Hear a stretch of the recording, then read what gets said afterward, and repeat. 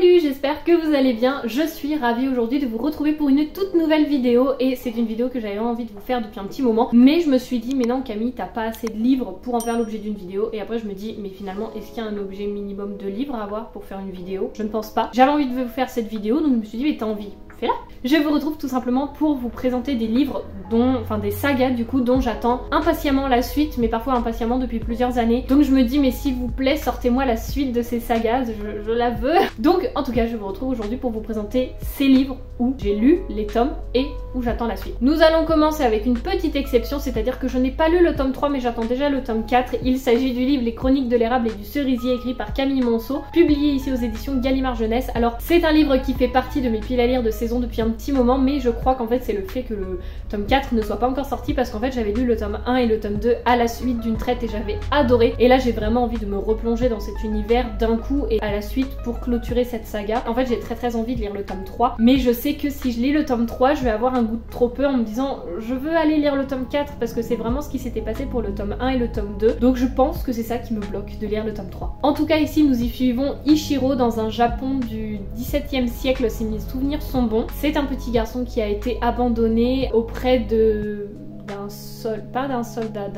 personnage assez vieux, sage, mais qui se révèle être un ancien guerrier ou quelque chose comme ça. Et il vit un petit peu en trio avec une troisième personne. Il grandit au fil des saisons, au fil de la nature, en apprenant énormément de choses jusqu'au jour où, une nuit, tout va basculer et il va devoir, c'est dit comme ça je crois dans le résumé, tourner le dos à son passé pour aller affronter son avenir. En tout cas c'est une histoire qui est merveilleusement bien abordée avec une plume hyper poétique que moi j'adore, vraiment je crois qu'il fait partie de mes coups de cœur quand je vous l'ai présenté. Donc en tout cas j'avais adoré ce tome 1 et ce tome 2, l'ambiance dans laquelle ça m'a mise, c'était vraiment très agréable. Donc le tome 3 est là, le tome 3 j'ai trop envie de le lire, mais je crois que j'attends vraiment le tome 4 en fait pour me lancer dedans et clôturer la saga en fait d'un coup quoi. Et pourtant je crois que le tome 4 il n'y a pas eu encore de date de sortie, alors que le tome 1 je saurais plus dire quand est-ce qu'il est sorti. Le tome 2 je crois qu'il était sorti aux alentours de juin-juillet. Le tome 3 il a dû sortir à peu près dans la même période, à chaque fois avec un an d'intervalle. Donc j'attends pour le tome 4, mais pour le moment j'en ai pas de nouvelles. Ensuite une saga dont j'attends très impatiemment la suite, mais alors là je vais pas avoir à attendre très longtemps puisque le tome 4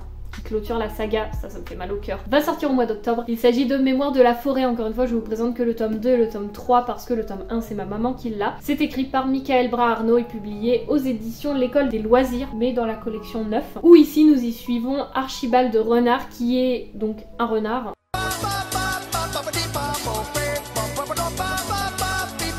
vivant dans la forêt de Belle-Écorce et qui tient sa librairie jusqu'au moment où en fait à chaque tome il va se passer des petites choses, que ce soit sur les souvenirs, sur la librairie en elle-même finalement, à qui elle appartient réellement. Dans le 2 nous abordons donc les carnets de Cornelius Renard qui est l'oncle ou le grand-père, je ne sais plus exactement. C'est son propre grand-père, donc on y aborde un petit peu tout ça. Et dans le 3 c'est celui qui m'a le plus bouleversée, j'en ai pleuré mais c'était doux mais avec un petit pincement au cœur quand même, L'Esprit de l'hiver qui est absolument exceptionnel. Et en fait je vais vous montrer, mais on a à chaque fois des petites illustrations, c'est vraiment sous forme d'un carnet, enfin c'est assez jeunesse mais franchement c'est exceptionnel. Pour moi il n'y a pas d'autre mot, c'est une saga qui est mais agréable au possible et que je vous recommande fois 1000 parce que qu'est-ce qu'on y passe un bon moment. Donc encore une fois j'attends le tome 4 parce que j'ai adoré en fait les 3 premiers tomes, je les ai lus en lecture commune avec Evali en fait au moment de leur sortie. Forcément c'est écrit assez gros comme vous pouvez le voir, ça se lit très rapidement, mais je pense que par la suite ça va être un petit peu des livres que je vais relire, peut-être pas chaque année mais de temps en temps au fur et à mesure des saisons pour me replonger un peu dans ces histoires que j'adore. Je pense que ça peut être très agréable à faire, mais pour ça il me faut le 4e tome qui clôture cette saga. Alors il me semble que Michael Bras-Arnaud se lance dans d'autres romans après, mais je pense que le tome 4 va faire un petit pincement au cœur quand on va devoir quitter tous nos personnages. Ensuite, alors là pour le coup je ne sais pas si le tome 2 sortira, mais il s'agit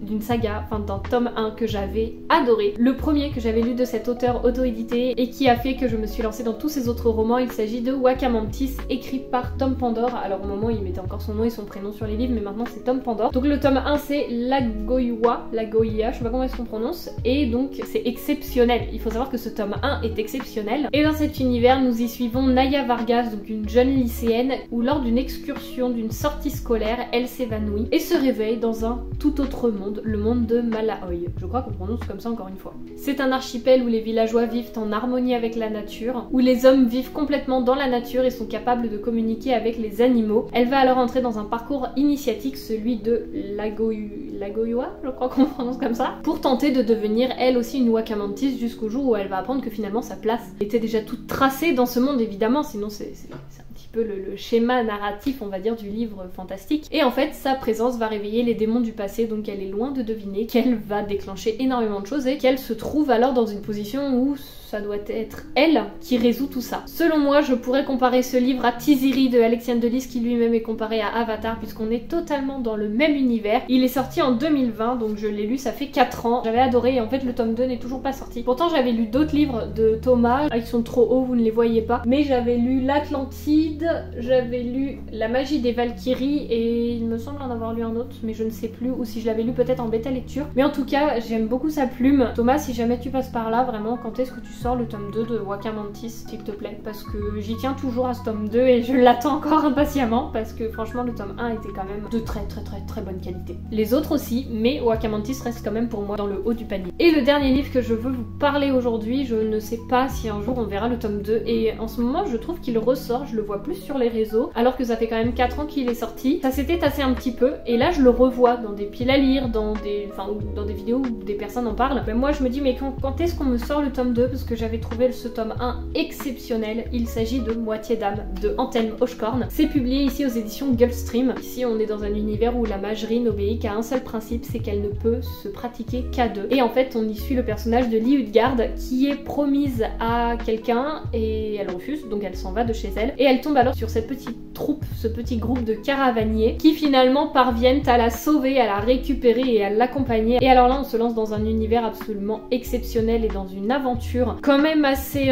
grande puisqu'on y aborde l'esprit de l'hiver lui-même aussi. Et ils se déplacent avec leur petite communauté dans les terres, dans la forêt hostile de la Silverie, un ancien royaume des failles de l'hiver. Alors je vous vois venir si vous êtes comme moi et que dès que vous entendez le mot faille, maintenant vous freinez de 4 fers pour y aller parce que c'est toujours le même trope, le même schéma narratif qu'on retrouve. Là, sachez que pas du tout, c'est vraiment des mages, des petites fées, des failles clairement, mais c'est un livre qui est sorti il y a 4 ans. Donc c'est pas du tout dans ce qu'on peut retrouver maintenant et ça fera l'objet d'une vidéo que j'ai déjà commencé à préparer mais que j'ai vraiment envie de faire, qui me tient à cœur. Enfin bon bref, parenthèse fermée, c'est vraiment un univers absolument magique. Oui, il y a une petite romance, mais si vous avez l'habitude de mon contenu, vous savez très bien que moi et les romances, ça fait 30 au minimum, que je n'apprécie pas du tout ça dans les livres, surtout quand c'est pas forcément bien ficelé. Il y en a où ça me dérange pas du tout, mais en général c'est pas du tout un argument qui va me convaincre, au contraire. Là il y a une petite romance et elle est très bien menée parce qu'elle a son principe, elle a son utilité et même son côté essentiel finalement dans cette histoire. Donc le tome 1 est sorti et je l'ai lu quasiment à sa sortie en fait parce que je l'ai lu à Noël et je l'avais lu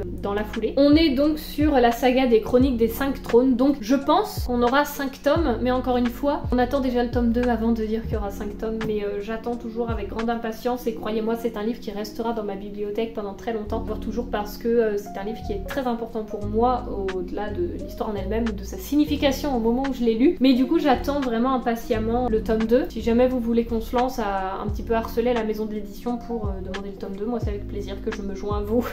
Vraiment. Donc voilà pour ces 4 sagas dont j'attends la suite avec grande impatience, dont certains où la suite est déjà annoncée, d'autres où on sait qu'elle va bientôt arriver et d'autres où je ne sais pas si un jour je verrai le tome 2, mais j'y crois, je l'attends toujours avec grande impatience, notamment pour Wakamantis et Chroniques des 5 trônes. En tout cas voilà, forcément j'avais pas beaucoup de livres à vous présenter, mais écoutez j'avais envie de vous faire cette vidéo, donc je me suis dit même si elle est pas très longue, et bah c'est pas grave en fait, il n'y a pas besoin de faire des vidéos qui font 20 minutes à chaque fois. Disons qu'il n'y a aucun temps imposé à aucun moment, de toute façon je fais mes vidéos encore une fois pour vous les partager et juste pour le plaisir de les faire, donc pas de durée minimum, pas de durée maximum, enfin je vais pas faire non plus des vidéos de 3 heures, mais vous avez compris le principe. Donc en tout cas encore une fois j'espère que cette vidéo vous aura plu comme toujours et que vous aurez passé un agréable moment. Sur ce n'hésitez pas à me dire si vous aussi vous avez commencé certaines de ces sagas, si vous attendez également la suite ou si vous avez un petit peu abandonné à les attendre. En tout cas sur ce moi je vous souhaite de très belles découvertes, de très belles lectures d'ici là et je vous dis à la semaine prochaine pour la nouvelle vidéo.